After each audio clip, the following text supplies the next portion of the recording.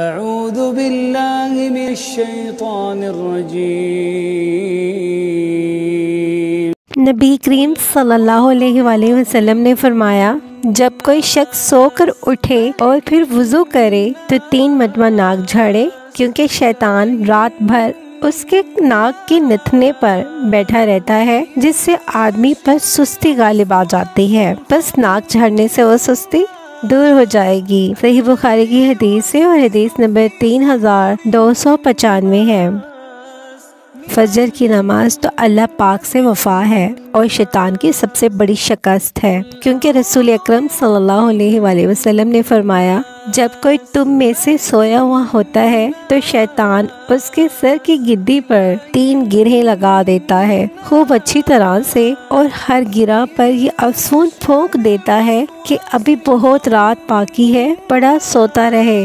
لیکن اگر وہ شخص جاگ کر اللہ کا ذکر شروع کر دیتا ہے تو ایک گرہ کھل جاتی ہے، پھر جب وضو کرتا ہے تو دوسری گرہ کھل جاتی ہے، پھر جب نماز فجر پڑھتا ہے تو تیسری گرہ بھی کھل جاتی ہے، اور صبح کو پھر خوش مزاج خوش دل رہتا ہے، ورنہ بد مزاج سست رہ کر وہ دن گزارتا ہے۔ صحیح بخاری کی حدیث ہے، حدیث نمبر 3269 ہے۔ اللہ سبحانہ وتعالی ہم سب کو نماز کا پابند بنائے اور شیاطینوں کے شر سے بچائے، آمین۔